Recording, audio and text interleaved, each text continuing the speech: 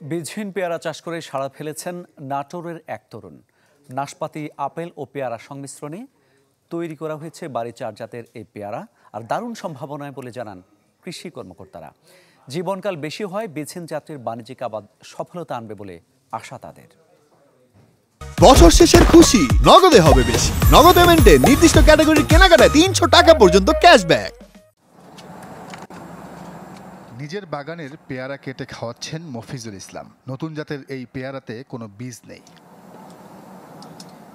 নাটোরের সিংহাদহ গ্রামের এই উদ্যোক্তা বীজহীন পেয়ারা জাতটির সন্ধান পান 2 বছর আগে।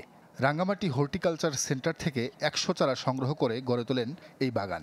জানান আবাদে খরচ কম আর চাহিদাও বেশ ভালো। এই পেয়ারার রেজাল্ট ভালো হওয়ার কারণে আরও বৃহৎ আকারে করতেছি। আমি এই বছর আপনার 1 মাসের মধ্যে পেয়ারায় বিক্রি করছি 1 লক্ষ টাকার, এবং পেয়ারা বাজারে বিক্রি করার পর একটা সাড়া পড়ার কারণে বিভিন্ন জেলাতে প্রায় 50টা জেলাতে চারা আমি এই চারাটি বিক্রি করে থাকি।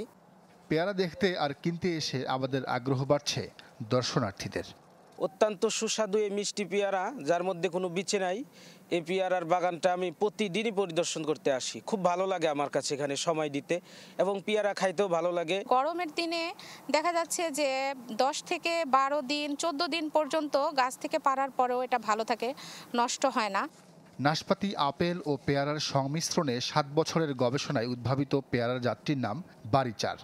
এর বাণিজ্যিক চাষ লাভজনক হবে বলে আশা কৃষি কর্মকর্তার। পেয়ারার বীজ থাকলে যারা বয়স্ক, যাদের দাঁতের সমস্যা, বিশেষ করে ছোটো বাচ্চারা অনেক সময় খেতে চায় না, কিন্তু এই পেয়ারায় যেহেতু কোনো বীজ নাই, এটা সবার কাছে এটা আকর্ষণীয় এবং গ্রহণযোগ্য। আরেকটা বৈশিষ্ট্য হচ্ছে যে এই পেয়ারাটা অসময়ে হয়, সেপ্টেম্বর অক্টোবর মাসে হয়ে থাকে, এবং জানুয়ারি ফেব্রুয়ারি পর্যন্ত এটা হারভেস্ট বা সংগ্রহ করা যায়। জাতটি 15 থেকে 20 বছর পর্যন্ত ফলন দিতে সক্ষম। Desk report, channel 24।